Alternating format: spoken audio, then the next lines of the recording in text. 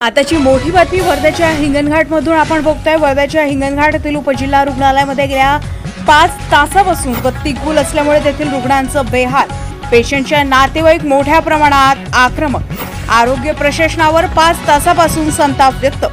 राष्ट्रवादी या संपूर्ण प्रकारावर आक्रमक। हॉस्पिटलच्या गेटवरच या ठिकाणी आंदोलन सुरू। या ठिकाणी नेमकं हॉस्पिटल प्रशासन नेमकं करते तरी काय असा सवाल उपस्थित। राष्ट्रवादीचे नेते अतुल वांदिले आक्रमक होत ठिय्या आंदोलन सुरू।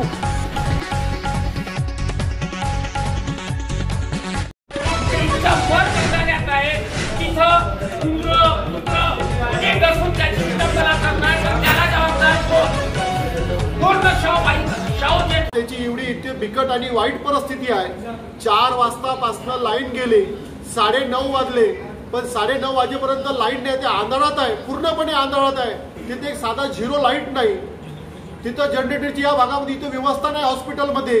अशा बिकट परिस्थितीत त्याची आई आणि वडील आणि आजी त्या बाळाला हवा घालत आहे। जर त्या बाळाला कमी जास्त जर काही झालं तर इथं ऑक्सिजनची व्यवस्था नाही आहे आणि या भागात उपजिल्हा रुग्णालयात तिथे गायनिक डॉक्टर पाहिजे, इथं गायनिक डॉक्टरची उपस्थिती नाही आहे। उपजिल्हा रुग्णालयामध्ये ज्यांच्याकडे चार्ज आहे उपजिल्हा रुग्णालयाचा तो सुद्धा डॉक्टर नाही आहे। म्हणजे आज अशी वाईट आणि बिकट परिस्थिती म्हणजे तो एक दिवसा बाळ आज लढून आलेला आहे।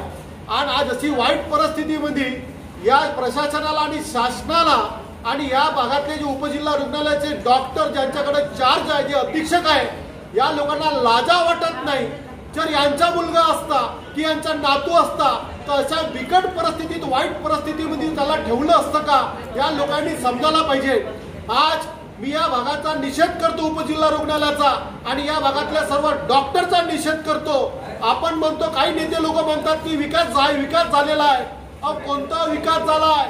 ज्या बाळाने उपजिल्हा रुग्णालयात एका दिवसाचा जन्म घेतला तो आज गर्मीशी लढत आहे, तो अंधारात आहे आणि त्याचे आई वडील त्याला हवा घालत आहे। अशी बिकट वाईट परिस्थिती या उपजिल्हा रुग्णालयाची झालेली आहे। म्हणजे डॉक्टर नाही, इमर्जन्सी जर कोणाची तब्येत बिघडली